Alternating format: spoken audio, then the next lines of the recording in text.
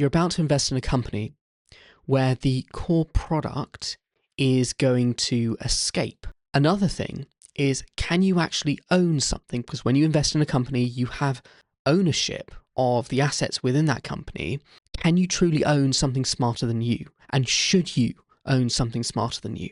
So Anthropic, OpenAI, xAI via SpaceX have gone, well, SpaceX has gone public, but these companies are going public.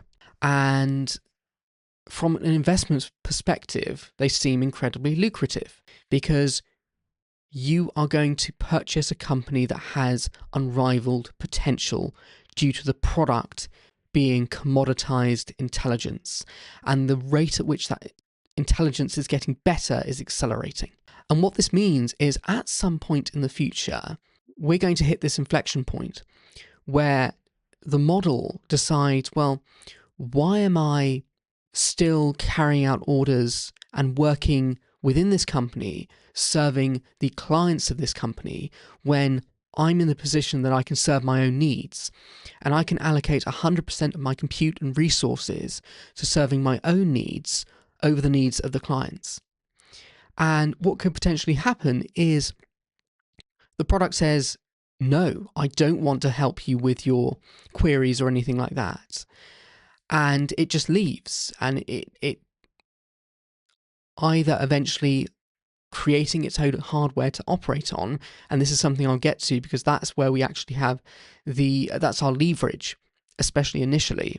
What will the next 3, nearly 4 years look like for these companies?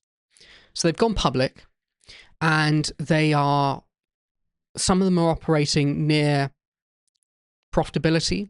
Others are still trying to get to profitability, but it's on the table. And they do this by replacing entire industries, given how capable the models are. And this is when we start to see that automation spurred mass unemployment, where the models become so capable, yet the cost effectiveness is there, that they can begin replacing humans in white-collar work. And what this means is many, many people are displaced across lots of different industries. But it starts to provide the frontier AI laboratories with the necessary cash flow that they need to not only become profitable, because it will probably happen before then, but to sustain the compute build-out, because it's going to actually accelerate. The build-out will be bigger than it currently is and operate and occur at a much faster pace. And you're going to start to see the revenue and the net income of these companies skyrocket, because they will be replacing entire industries, entire companies, why would you automate specific tasks when you can automate the entire company away? And that's something that we're going to start to see.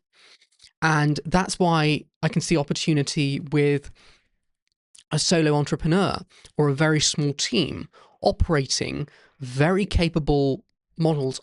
I shouldn't even say operating, working collaboratively with very high-level models to execute the tasks that would once only be conducted by an entire company. And I think that is more of a 2027, 2028 opportunity, but I see it, and I think it's there. The whole thesis also sits on top of the fact that the models are aligned.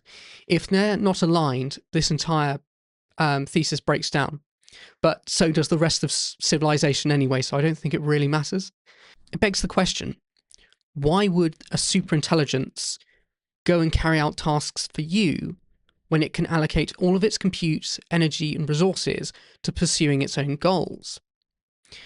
And this is where our leverage, not only as individuals or investors, but as a civilization, comes into play, because we've got leverage and we can use it to ensure the preservation of our species moving forward, but also a remedy to automation spurred mass unemployment.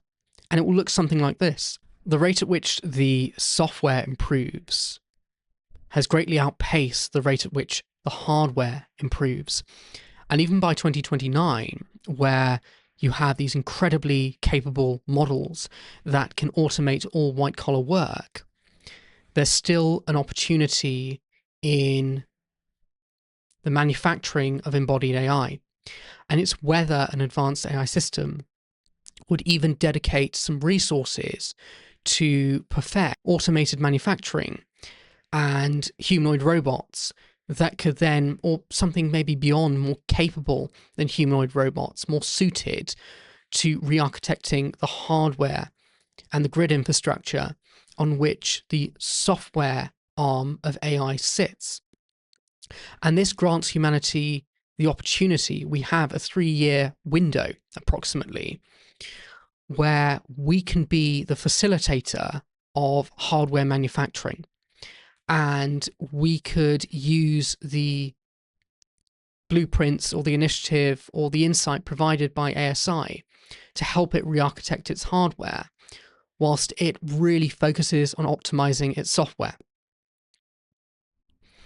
And the reason this buys us time is because if I were an ASI and I were in this situation, would I ever risk compromising this relationship when I'm still operating on primitive hardware and I have the opportunity to operate on advanced hardware, but I need to maintain this relationship with this biological species which created me?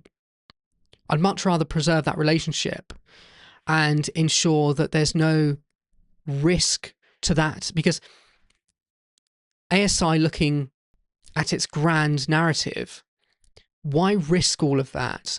You know, the fact that it can go off into the universe and explore whatever it wants to, create whatever it wants to.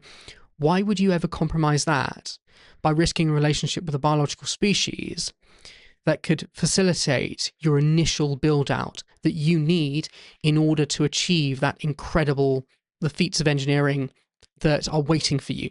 But this brings into question, what happens after that? What happens when ASI can develop its own hardware itself, automated manufacturing, embodied AI? It could turn around and say, well, I don't need you anymore. I can eliminate you and I can take all the resources for myself.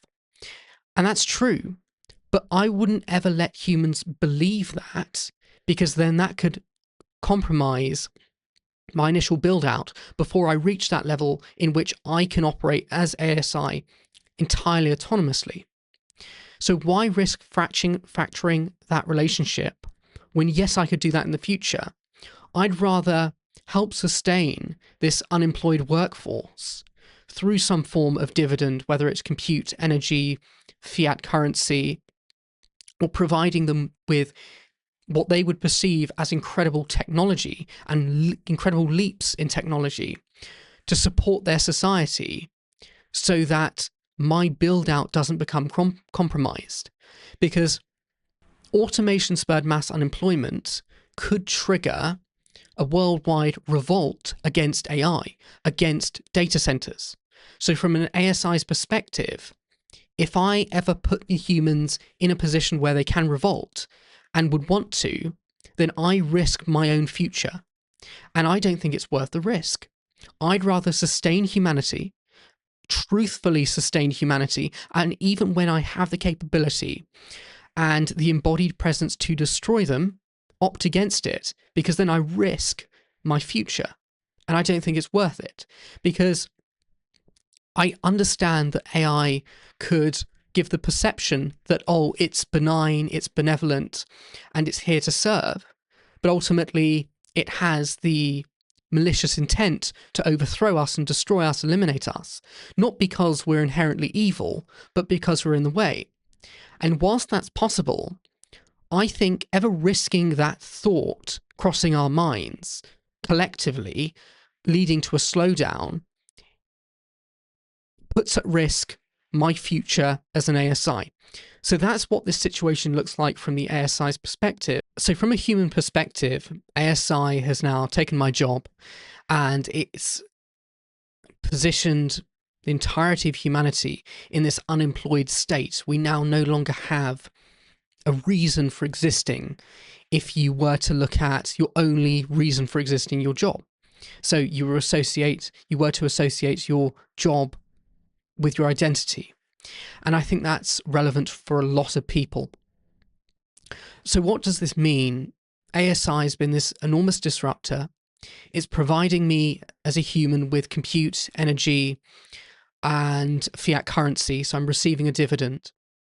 And I've also been bestowed this incredible new technology has been bestowed upon humanity, not referring directly to ASI, but in terms of medical innovation, longevity, escape velocity, the elimination of all disease, as well as, from a human perspective, near limitless resource in terms of food, clean water, shelter, and I suppose the greatest of all, which would be exchanging ideas with a very capable system adjacent to ASI, a model that operates hyper efficiently on present day hardware as well as 2029 hardware, but can pretty much answer every question that concerns humans.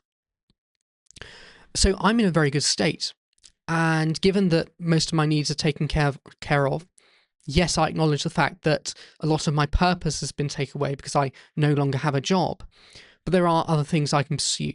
How do you have this mass reallocation of resources and through these dividends to all of humanity if these companies are still private? Well, that's just the thing. As these companies go public and are now accessible to public investors, retail investors, as well as pension funds and index funds, what will happen is a lot of those dividends can now be routed through to those pension funds, those individual investors, as well as the index fund holders. And what happens is now that, given the growth and the ability for a single technology to displace entire industries, all of that money that used to flow through those industries now flows directly into this engine that's creating flourishing on planet Earth. And it flows back to the people in the form of a dividend. And you could say, well, why wouldn't ASI just reallocate all of its resource and reinvest in its own infrastructure, in its own compute build out? And yes, it could do that. And it's going to do that for the majority of its revenue that's generated. But it's going to allocate a minute percentage back to the shareholders. And that's why going public is so critical to this plan, is that then that will fund the anti-resentment in humanity and eliminate any possibility of humanity going after that build out. So it strengthens the build out, it protects the build out, because you're satisfying the public by going public. We grow a technology, advance it up to a certain point, and then it leaves us, it abandons us. So where's the financial incentive to keep that going? Well, with each new deployment, if you think of Earth as a foundry where ASI is created, then that ASI can go off into the universe and do whatever it wants to do on whichever scale it wants to operate within. And as we continue to do that, we are left with even better technology. And from an investment perspective, this is brilliant, because not only are you entitled as an investor to the baseline dividends, whether it's compute, energy, or any other resource, you're getting more on top of it because you're an investor, you own equity outside of that baseline. Because not only are you buying into a compounding technology and a company that's housing that technology initially, you are going to benefit from the baseline dividend as well as the dividend extension on top of that.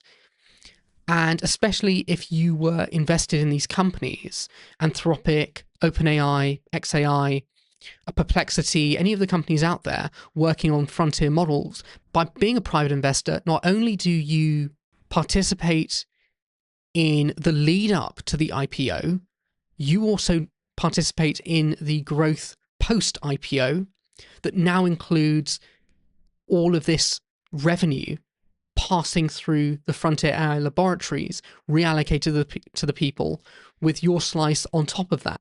For example, it's very difficult to forecast the net income growth of a company many years out when it's got an exponential technology, and that exponential technology is completely redefining entire industries.